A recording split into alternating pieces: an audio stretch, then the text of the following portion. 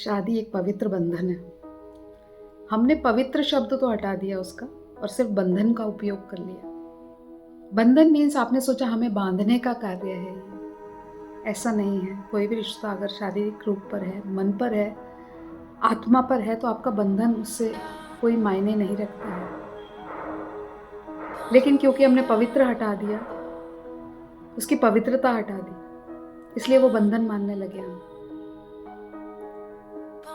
आप शारीरिक लेवल पे कितना भी लोगों के साथ क्लोज हो जाइए, इंटीमेट हो जाइए, भागते रहेंगे रोज।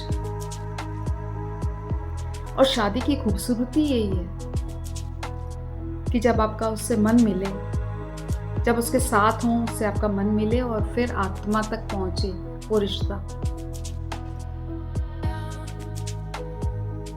अगर एक बार आपका आत्मा तक पहुंच गया रिश्ता, अगर आपने कोशिश कर ली कि आत्मा तक पहुंचे मेरा रिश्ता, आपका मन कहीं भी नहीं भटकेगा, आपको कहीं भी ज़्यादा जाने की ज़रूरत नहीं है। आप उसी में अपनी सारी खुशियाँ ढूंढ लेंगे। लेकिन क्योंकि शादी के रिश्ते को आपने एक शारीरिक लेवल पर नाप लिया है, तो आपको कभी भी वो सुख नहीं मिल सकता। और शादी का मतलब ही ये होता है कि आत्मिक सुख। क्योंकि आपको रोज ये कहा जाता है कि शादी एक पवित्र बंधन है, एक शारीरिक जरूरत है। शादी शारीरिक जरूरत नहीं है, आपके मन का मिलन है और आपका आत्मिक सुख है।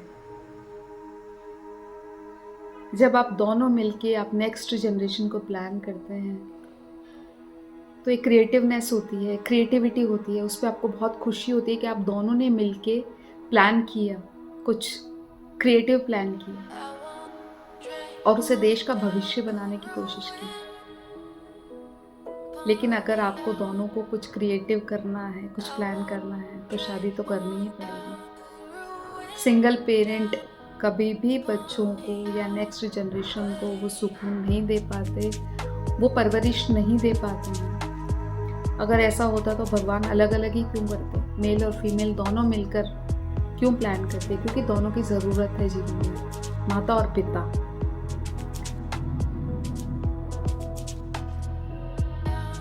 ये जब आप समझेंगे तभी आपको बच्चा प्लान करना चाहिए। अगर आप अपनी छोटी छोटी इच्छाओं को लेकर, छोटे छोटे ईगो को लेकर लड़ते रहेंगे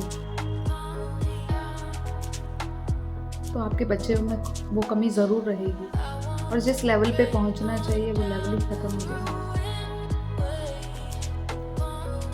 बहुत कुछ है बोलने को, आगे भी हम डिस्कस करेंगे। मेरे इस सोच से कई लोग हो सकता है कि ना कन्विंस हो, लेकिन जब आपकी गहराई तक जाएंगे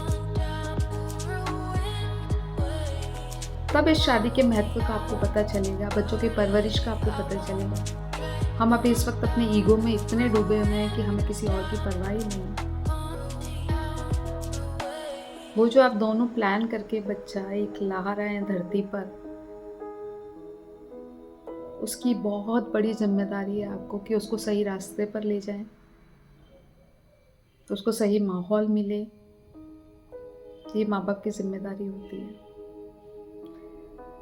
इसी पर हम आगे बात करेंगे। लाइक करें, सब्सक्राइब करें, मेरे साथ जुड़े रहें। Thank you so much.